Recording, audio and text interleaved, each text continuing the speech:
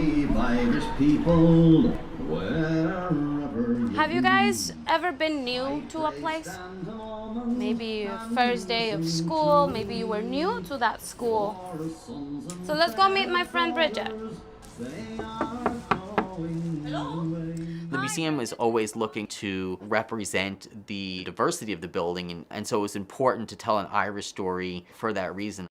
The museum, as part of its research into Irish residents of 97 Orchard Street, discovered the story of Joseph and Bridget Moore, Irish immigrants who called 97 Orchard Street home in 1869. One of the documents that helped place the Moores here at 97 Orchard Street was an 1869 city directory that listed Joseph P. Moore as a waiter living here in that particular year. Interestingly, listed directly above Joseph P. Moore, waiter at 97 Orchard Street, was another Joseph Moore. He didn't live here at 97 Orchard Street, and in fact, he didn't live on the Lower East Side at all. He lived on the other side of town. He was also a waiter, but the other thing that really distinguished him in the city directory was he was listed as colored. When I saw that information, the racial designation, I thought, what a great opportunity to have a conversation about how we find common ground between these two Joseph Moores.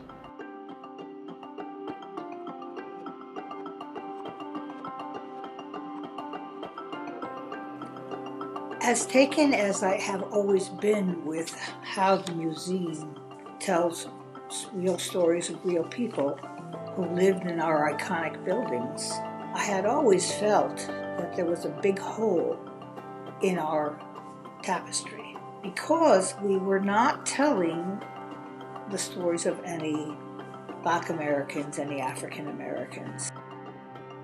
It's such a gift to have the two Joseph Moores, both waiters, in different spaces in the city, but both sharing the same city. And that is the truth of their lives, is that they are both there at the same moment, dealing with similar political change. And so thinking about what it meant for them to have the same name and to have a really different trajectory is really important, and a really important opportunity for the museum. I think we'll really be able to learn something new about the stories of Irish New York and Black New York in the 19th century by looking at these stories in concert or together. Joseph Moore is originally from New Jersey. He's from an area called Oxford Township, which is in a smaller town called Belvedere. It's in the countryside, very rural, but he also grew up in an area that had a sizable free Black population. So he was born free and had other community members in addition to his family that were born free. Most people don't realize that slavery happened in the North. And then when they do consider slavery in the North in comparison to the South, they think it's more benign. But there are examples of stories that show us that slavery was very much still traumatic and dehumanizing for African Americans.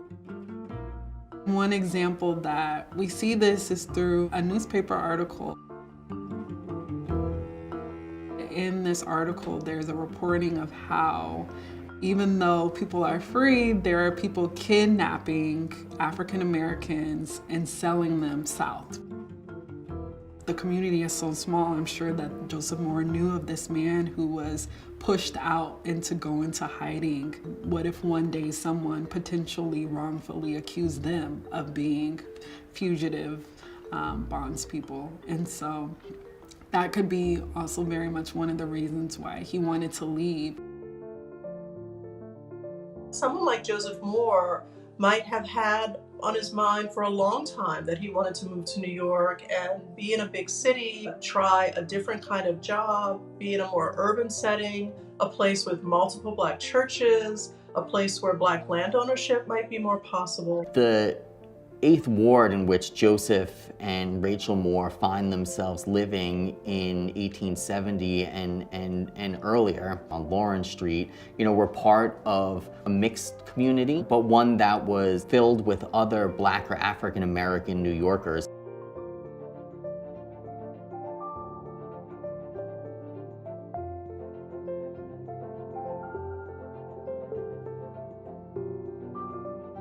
Other parts of the family that we encounter are Joseph Moore's parents, where his mother is remarried, and also his brother. Coming to New York as part of a family group also brings some very valuable potential safety. You know, you can share wages. You can, if there are young children, perhaps you can share childcare. The more people you have who come to a relatively unknown place together, the better chance of survival you have. And of course, this is going to be very similar to what we know about immigrants from Europe, who also try to bring family groups with them so that they can pool all kinds of resources and create a more stable place for themselves in this city. By the 1840s, you're beginning to see the really massive immigration of Irish in particular into New York. And Irish and African Americans are going to fight for the next several decades for the lowest rung of the economic ladder. New York itself is a very complicated place around the issues of race and slavery. And so immigrants coming into New York were coming into maybe a land of freedom for themselves. But that freedom, as was true for the rest of the United States, was often positioned in opposition to Black freedom. Thinking about Joseph Moore's family, and starting off, who's in the home, we have Rachel Moore. Rachel Moore is not listed with the occupation. She's keeping house, which for at this time is exceptionally rare. Most Black women at this point are working either as washerwomen, they are domestics, and they're working where most families together are working. So we know that Joseph Moore is a waiter, and in the mid-19th century, being a waiter is the top occupation for African Americans, at least African American men. So the occupation of waiter is a very interesting one in this time period. Being a waiter is actually a relatively skilled position. The other interesting thing about waiters during this time, Black waiters, is that they actually made a really good living. By the 1850s, they were often paid more than white waiters because they had fought for those wages. When the Irish come into New York, however, they began to compete with Black waiters for these jobs. And as we move towards the Civil War, white patrons of these restaurants and fancy places began to say that they don't want to be served by Black people anymore. And so we see Black people losing jobs as waiters, even though it had been a very good job for them for a long time.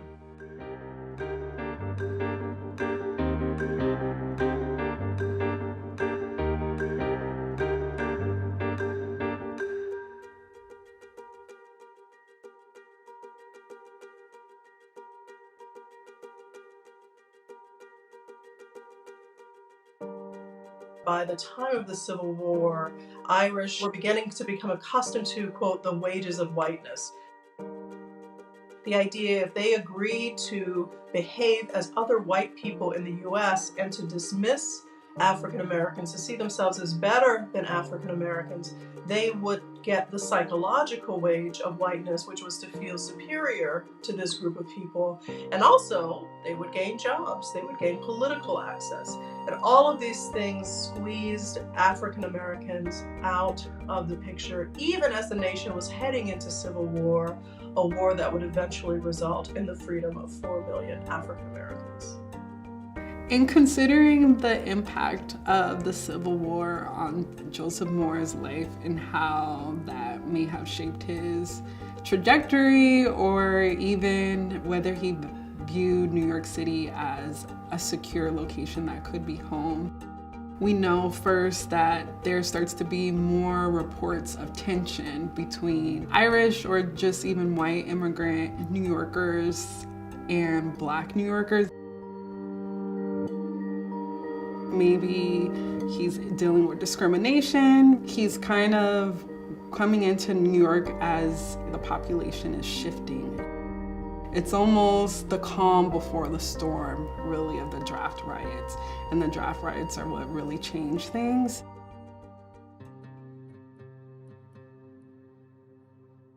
The draft riots occurred in July of 1863, and what this was a response to was anger regarding the unfair policies for the draft of the Civil War.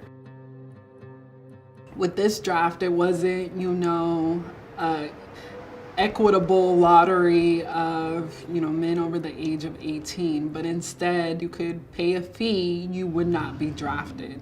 And so as you can imagine, in 1863, this is disadvantaging a lot of white immigrants living in New York, like the Irish.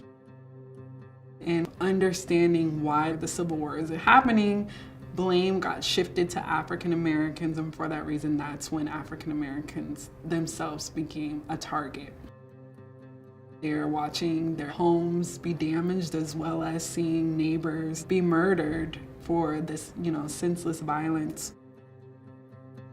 The violence had consequences that I'm sure can still be felt today, where it forever shaped and kind of altered how Black New Yorkers saw New York as a home, even those who may have been descended from the original Black New Yorkers that were brought here by the Dutch.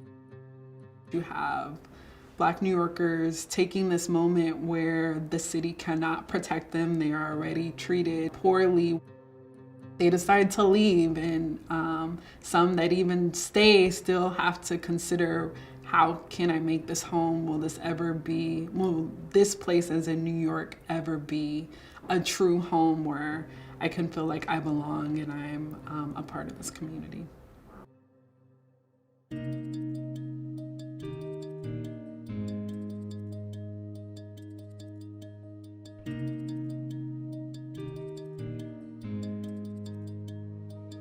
That they were still there in 1869 is also significant.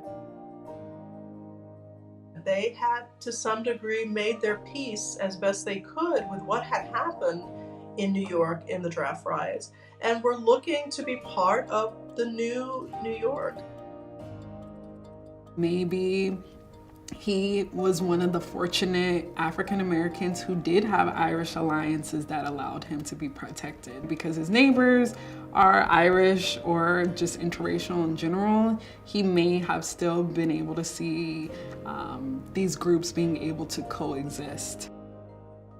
The 1870 census enumerations for the 8th Ward, particularly the area around Lawrence Street that Joseph and Rachel Moore called home, it records 80 Irish Black households where the husband is a Black man and the presumed wife is an Irish-born woman. It suggests just by the very fact that this community was still there in 1870, that it was stable, that there was something that was working for these families. And there may have been other sort of community institutions that centered them there. Black churches, mutual aid societies, other kinds of forms of leisure. There are definitely dance halls and bars and other businesses that are for African Americans, that are run by African Americans. The other place that African Americans form community is through mutual aid societies, in which Black men or Black women contribute monthly fees. If you became sick, you could appeal to the society to pay part of your wages until you became better, and so you would have a little bit of a safety net to support you. These are people who had skills, who knew things. African Americans actually tended to be more literate than other groups at their same economic level. African Americans had built churches and schools. They went to night school and Sunday school to learn how to read. As a group, they really struggled to advance and struggled successfully in many ways, but whites continued to underemploy them. And that underemployment, that lack of access to jobs and occupations equivalent to their actual skills and knowledge persisted in New York. One of the challenging things when we look at the two Joseph Moores is how different their paths to voting and citizenship were in this time period. African American men could not vote unless they held $200 in property. This was a law that was put into place as African Americans gained freedom from slavery in New York. And it was a way to limit their impact on state politics. So we have, again, another way in which African Americans' citizenship was limited in the state. In contrast, once Irish people were naturalized, became citizens, they could vote immediately. There was no problem there. They did not have a property requirement. It would be interesting to know whether or not Joseph Moore was politically active. There are African Americans who do form politically based clubs from the time of emancipation forward. They support politicians who they think are anti-slavery. Even when Black men can't vote in large numbers, they support candidates who promise to work to achieve the vote for African Americans. And those traditions continue afterwards.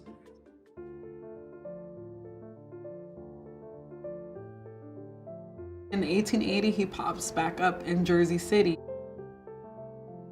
It's not his home of Belvedere, but it is New Jersey. And so that brings up a lot of questions. What happened?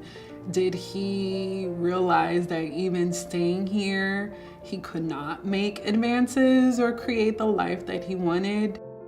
In considering the differences and the similarities of both Joseph Moore's stories, I think one thing that bridges them together is this question of, what does it mean to be American? We have these two different individuals who show up together on a document through a shared occupation, a shared name. But in one way where their experiences diverge is where we know from the records of the Irish Joseph Moore that his family and his descendants eventually became more enmeshed and became part of New York City. We know that they were able to leave the tenements and move. And even just being able to have a record of their descendants kind of clues us into life that happened afterwards. New York never truly opened up in the 19th century for him. In some ways, it may have become more hostile than it was when he initially arrived. The Irish Moors are able to realize what one might consider the American dream, where someone who is born in the United States, born just cities away from New York City, is still never considered a citizen. We meet them in the same place, but we leave them in different respects.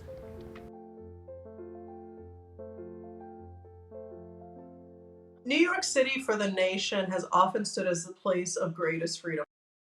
Looking back at this period with less romance and more critical engagement can help us understand some of these pernicious and long-lasting legacies of racism. The ways in which different groups were set against each other. We're told that this country means one thing to this group and another thing to that group. And it's not to be shared. That if you succeed as a European immigrant, congratulations, and remember, do not share that success with African Americans. This idea of New York as a place to be free was very different for those two sets of groups. They did not have the same access to equality, to freedom, to citizenship. If we can be a little more critical about how that differed for these two groups, we can then begin to be a little bit more conscious about how to undo some of these inequities. These stories don't exist separately in vacuums. They're all melded together in really complicated ways. And the opportunity to tell these stories in those more complicated ways is exciting to me. Why is it important for the Tenement Museum right at this moment to incorporate someone like Joseph Moore? Is because we are getting better as a nation, as institutions, whether educational, university settings, or museums, other institutions, to tell an honest, holistic story about what this nation is and how we're all interconnected in all the beautiful and horrific ways that this country has brought us together. The Tenement Museum is excavating some of these important narratives of families to help us really feel connected to this larger, longer story of what it means to be American.